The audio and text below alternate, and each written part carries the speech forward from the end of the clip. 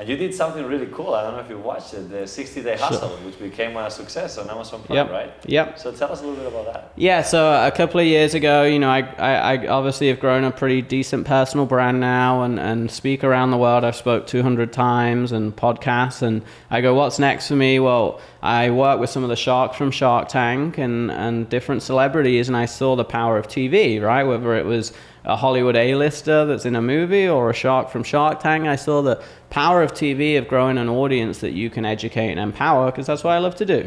Yeah. And I go, well, how do I do TV then, right? And again, I grew up in this environment as a child that my parents said you can do anything if you just set your mind to it. So I go, okay, well, I'm going to have a TV show.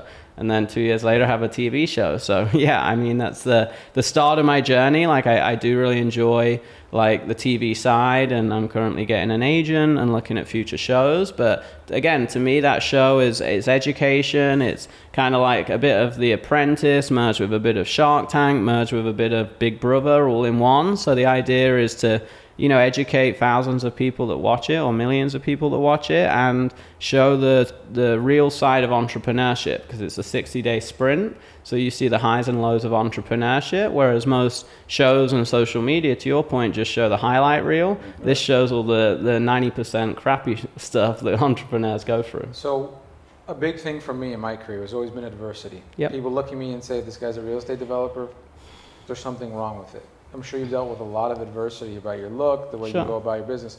How do you deal with that? Because I think that's a very important subject for anybody that's getting into their first business, that's trying to stand out, that adversity is the biggest part. The comments, the negative comments, the people saying you're a fraudster, this, that, whatever it is. How do you deal with the adversity? Yeah, I think, again, because I had such a unique upbringing, and that example, I supported Brazil in the World Cup when I lived in England. And if you know anything about English people, soccer's their life. They care more about winning the World Cup than their own personal life. So, I'm a sort of person that stopped caring about what other people thought about me when I was about this tall. And I do think that's one of my biggest gifts. And I think one of a big gift to anyone is the ability to disconnect to other people's opinions, because I think other people's opinions stop most people living a life they want to live, because they're so worried so much about the judgments of others. But yeah, look, whenever you try and achieve anything in the world that isn't normal and is above and beyond normal, people are going to be jealous, they're going to dislike it, they're going to question you, and most of the time that's a self-reflection of them. But you're going to have it if you try and achieve anything unique. If you try and build a business, if you try and race a triathlon and win, you try and build this new big hotel on the beach, they're going to say it's going to fail, because most of the time it's a reflection of themselves and their own insecurities and their own, because they're not brave enough or strong enough or smart enough to go and take that risk themselves.